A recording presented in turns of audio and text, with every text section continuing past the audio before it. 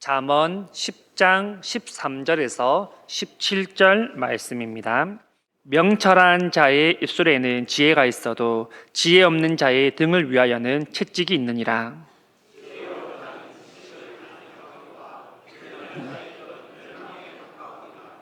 부자의 재물은 그의 견고한 성이요 가난한 자의 궁핍은 그의 멸망이니라. 같이 합니다. 훈계를 지키는 자는 생명길로 행하여도 징계를 버리는 자는 그릇 가느니라. 아멘. 네, 우리는 여러분 선택을 잘 해야 합니다. 우리가 살아가는 인생은 수없이 많은 선택의 순간들이 찾아오는 것을 우리는 보게 됩니다.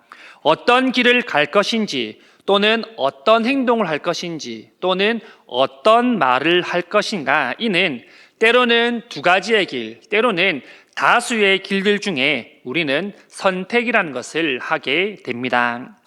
그리고 이러한 선택들이 우리의 인생의 방향을 결정짓거나 때로는 좌우할 때도 있는 것을 보게 됩니다.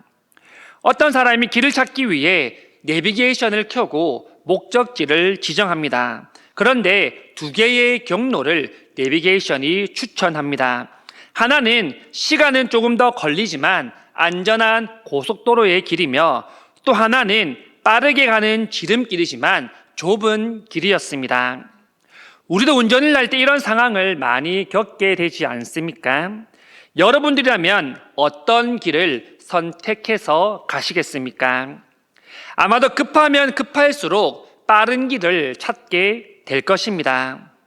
하지만 여기에는 애로사항이 하나 있었는데요. 바로 그 길은 좁은 길이었다라는 사실입니다. 이 사람은 좁은 길이지만 빠르게 가는 지름길을 선택해서 그렇게 가게 됩니다. 그 길을 가고 있는데 바로 앞에 공사 중이라는 표지판이 걸려 있는 것을 보게 되죠.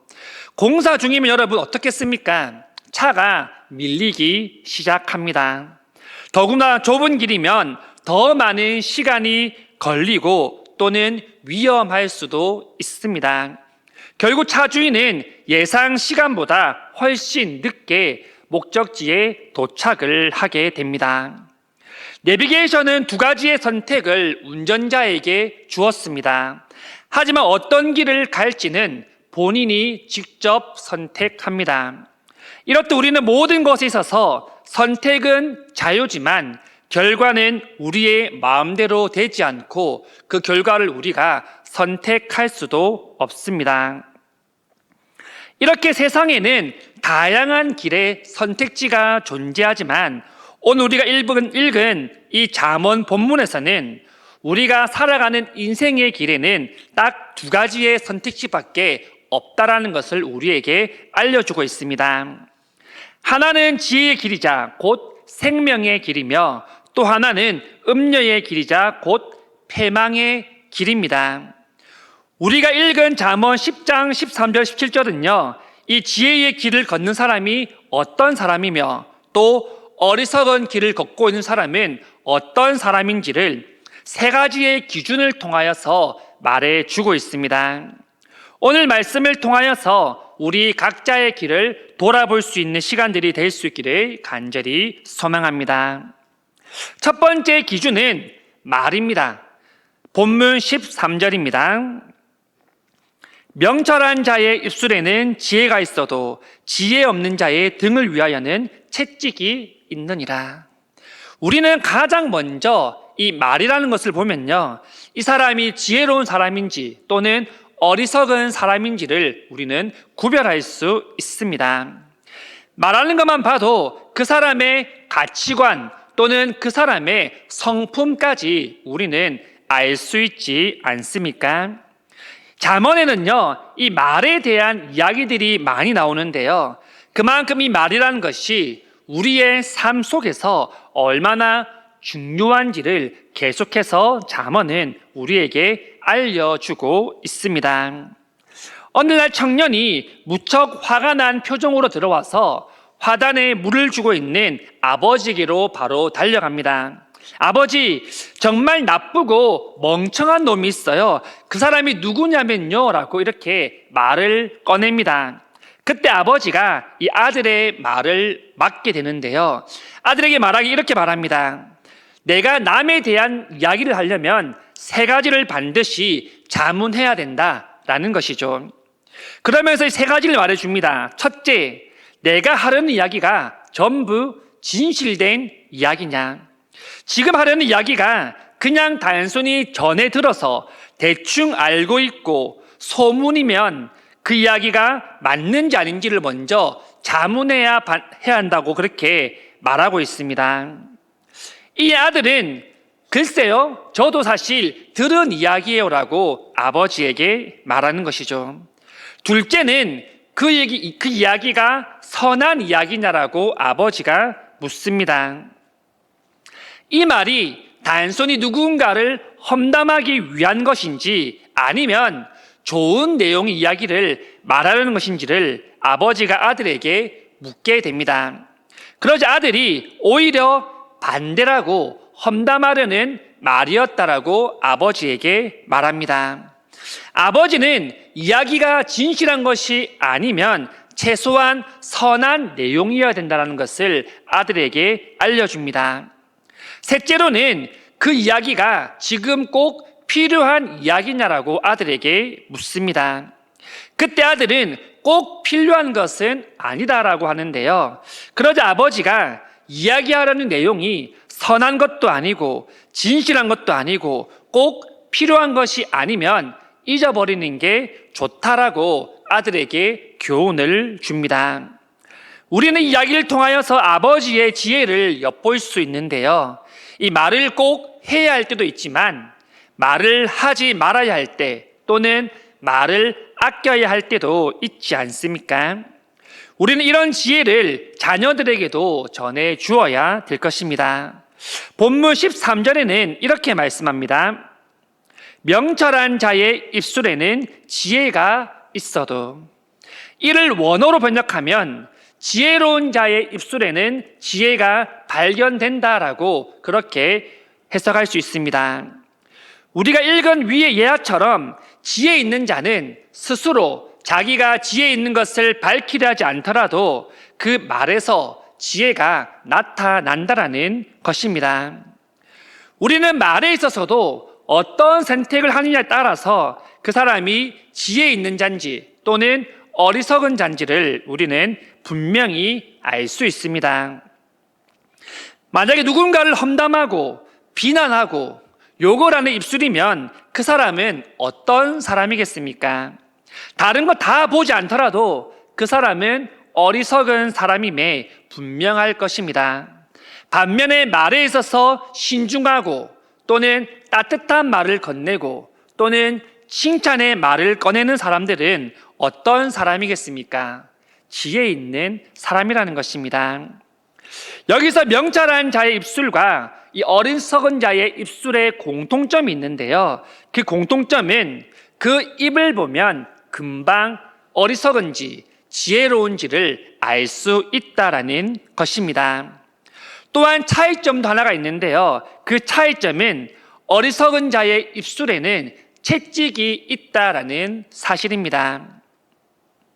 어리석은 자의 입술의 결과는 곧 채찍이며 징계로 이어진다라는 것을 오늘 본문을 통해 우리에게 말씀하고 있습니다. 여러분, 말에 있어서 어떤 선택을 하는지에 따라서 그 결과는 다르게 나타나게 됩니다. 우리는 이미 말에 있어서 이런 결과들을 또한 많이 경험해보지 않으셨습니까? 우리의 입술을 돌아보면서 우리 모두가 지혜 있는 입술이 다 될 수 있기를 간절히 소망합니다. 두 번째 기준은 바로 행동인데요, 본문 15절 말씀입니다. 부자의 재물은 그의 견고한 성이요 가난한 자의 궁핍은 그의 멸망이니라. 본문에서 말하고자 하는 것은 단순히 이 부자와 가난한 자의 경제적인 풍요를 비교하는 것이 아닙니다. 그렇다고 해서 잠언은 부자는 무조건 의인이고 가난한 자는 무조건 악인이다라고 단정지어 말하고 있지도 않습니다. 다만 오늘 본문에서는 부자를 지혜로운 자, 가난한 자를 미련한 자라고 비유하고 있는 것이죠. 왜 그렇다면 잠언은 부자를 지혜로운 자로 비유하고 있을까요? 일단 우리는 모든 고정관념을 다 내려놓고 부자라고 했을 때 우리는 어떤 생각을 할 수 있습니까? 물론 한 방에 인생 역전하는 사람도 있겠지만 대부분은 바닥에서부터 시작해서 성공을 이룬 사람들입니다. 다시 말해서 자기의 꿈을 이루기 위하여서 부단하게 노력해 온 사람들이 부자가 되었다라는 사실입니다. 본문에서 이 동일하게 가난한 자는 실제 가난하거나 굶주린 사람을 말하지 않습니다. 여기서 가난한 자는 미련한 자를 비유하는 말입니다. 미련한 자는 어떻겠습니까? 자기의 재산을 축적하려 하지 않습니다. 그 이유는 바로 게으르기 때문이죠. 그렇기 때문에 나중에 이 어려운 상황들을 맞이하고 어려운 상황들이 찾아오게 되면 결국은 아무것도 준비된 것이 없기 때문에 패망할 수밖에 없다라고 잠언은 말씀하고 있습니다. 한 기업에서 직원들에게 동일하게 보너스를 지급합니다. 그런데 몇 달 뒤에 각 직원들의 상황은 다 달라져 있었습니다. 어떤 직원은 보너스로 자격증을 따고 인생의 성공을 거두게 됩니다. 어떤 사람은 보너스로 빚을 갚고 안전한 생활을 하고 있었습니다. 또 어떤 사람은 한순간의 소비로 그 모든 것을 다 써버리고 빈 털터리가 되어서 어려움에 처해 있는 그런 환경이 되었습니다. 세 직원 모두 다 똑같은 보너스를 받았지만 사람마다 결과는 달랐습니다. 왜일까요? 돈의 액수가 달랐습니까? 바로 그들의 지혜가 달랐기 때문입니다. 본문의 16절 말씀입니다. 의인의 수고는 생명에 이르고 악인의 소득은 죄에 이르느니라.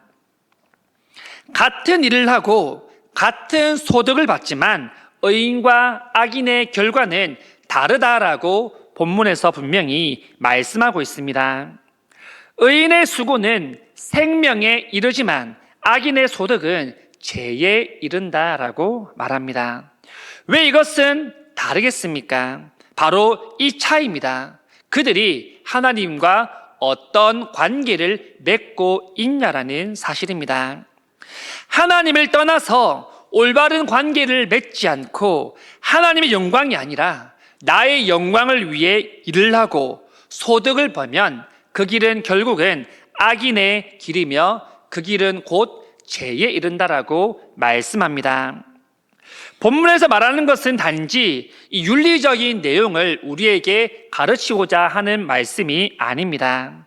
전체적인 구조를 보면 이 악인과 의인을 대조하는 구조로 되어 있는데요. 그렇다면 우리는 스스로 이렇게 질문을 던져볼 수 있겠죠. 우리는 과연 완전한 의인이 될 수 있는가? 사실 그렇게 보면 우리는 완전한 의인이라고 아무도 말할 수 없습니다.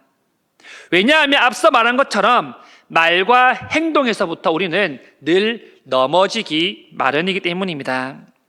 이 잠언의 기준으로 보면, 이 기준으로 우리의 모습을 비추어 보면 우리는 정말 아무 소용이 없고 아무 소망이 없습니다.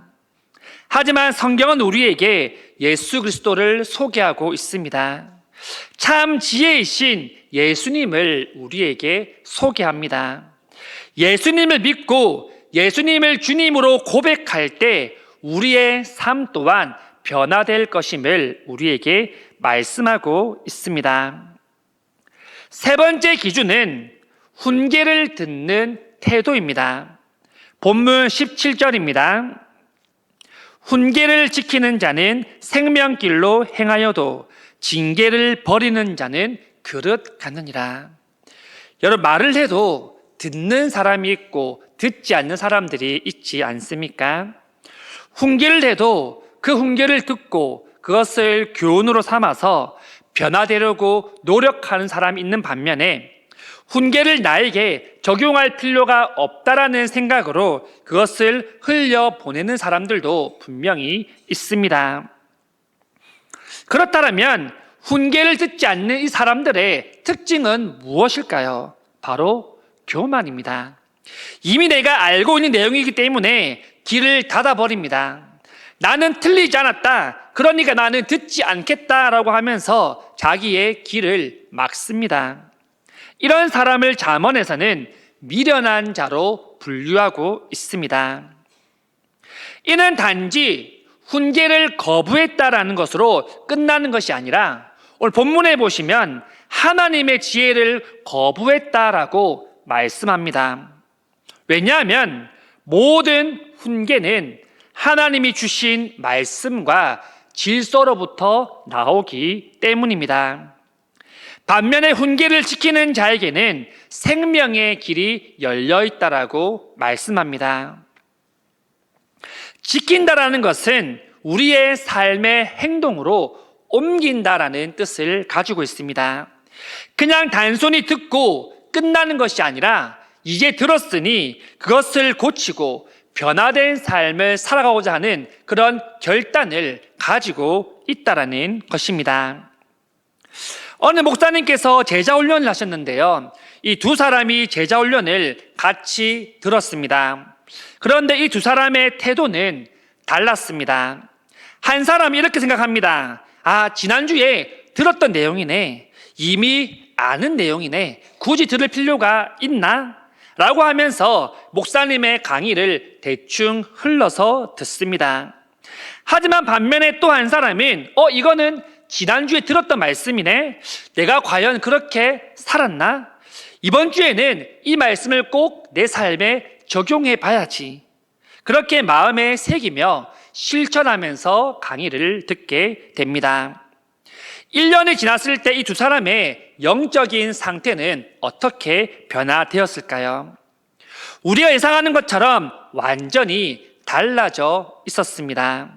두 사람이 같은 목사님에게 같은 강의를 들었지만 한 사람은 삶에서 많은 변화가 찾아왔고 늘 말씀을 들으면서 지키려고 애쓰는 사람으로 변했습니다. 하지만 한 사람은 여전히 귀 기울여 듣지 않는 그 모습에서 빠져나오지 못하는 그런 모습을 볼 수 있었습니다. 17절 후반절 말씀입니다. 징계를 버리는 자는 그릇 가느니라. 그릇 가다라고 해당하는 원형은 이 타인데요. 타는 속임을 당하다라는 의미를 가집니다. 즉 징계를 거부하는 자, 버리는 자는 스스로 속이는 길을 가고 있다는 것을 말하고 있습니다. 뿐만 아니라 영어 성경인 NIV나 킹 제임스 번역을 보면 이 징계를 거부하는 자는 다른 사람을 그릇되게 이끈다라는 번역을 동시에 하고 있습니다.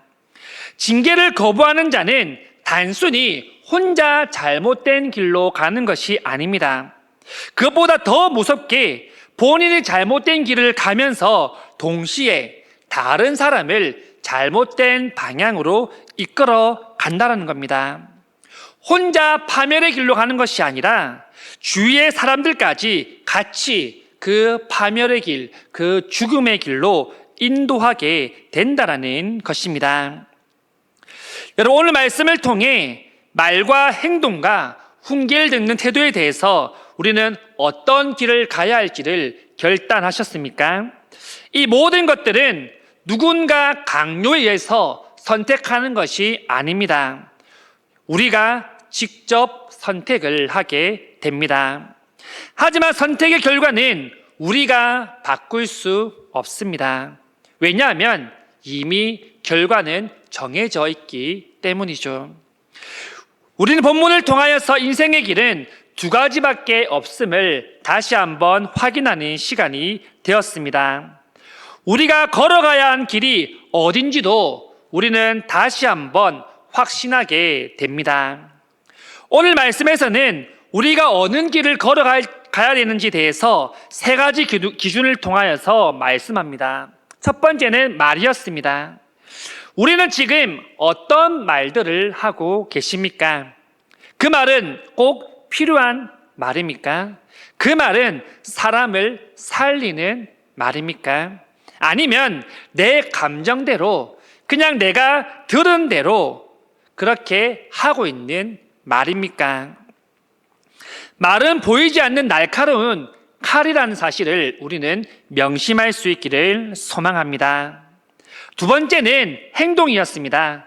같은 일을 하고 또한 같은 소득을 얻더라도 하나님과 어떤 관계에 있냐에 따라서 그 결과는 달라집니다. 여러분, 우리는 누구를 위하여서 일하고 계십니까? 우리는 무엇을 위하여서 일하고 계십니까? 우리는 그 해답을 찾을 수 있기를 소망합니다. 세 번째는 훈계를 듣는 태도입니다. 여러분, 우리도 충분히 넘어질 수 있지 않겠습니까? 실패할 수 있습니다. 왜냐하면 완벽하지 않기 때문이죠. 그렇기 때문에 충분히 누군가를 통하여서 훈계를 들을 수도 있고 책망을 당할 수도 있습니다. 하지만 그 훈계를, 그 책망을 나의 삶에 어떻게 적용하느냐에 따라서 우리의 인생 또한 달라질 수 있다는 것을 우리는 기억할 수 있기를 소망합니다. 말씀을 맺겠습니다. 여러분, 매일의 삶 가운데 선택은 우리가 합니다. 하지만 그 결과는 이미 정해져 있습니다.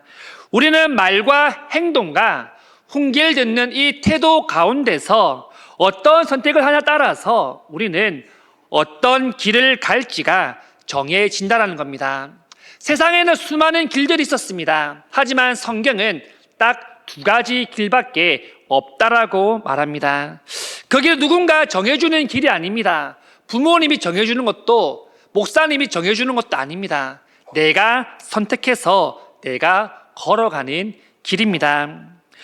여러분, 이러한 결단들이 우리의 삶 가운데 아름다운 열매들로 나타나기를 간절히 소망합니다. 우리는 부족한 모습을 인정해야 됩니다. 물론 우리는 잘하는 것들이 많습니다. 장점이 많습니다. 하지만 하나님 앞에서는 우리는 연약한 존재이고 하나님 없이는 우리는 아무것도 할 수 없는 존재라는 것을 우리는 매일같이 주님 앞에 고백해야 될 줄 믿습니다. 그렇게 할 때 모든 것을 가능케 하시고 불가능을 가능케 하시는, 벽을 넘어서게 하시는 우리 하나님께서 우리의 모든 삶을 주관하시고 우리의 말과 행동과 태도를 주관하실 줄 믿습니다. 한 주간 살아가실 때도 우리의 모습을 돌아보았으면 좋겠습니다. 나는 과연 하나님 앞에서 어떤 삶을 살고 있는가? 내가 하나님 보시기에 나의 인생은 어떤 인생인가? 우리는 그것을 고민하며 살아갈 수 있는 한 주가 되시기를 간절히 소망합니다.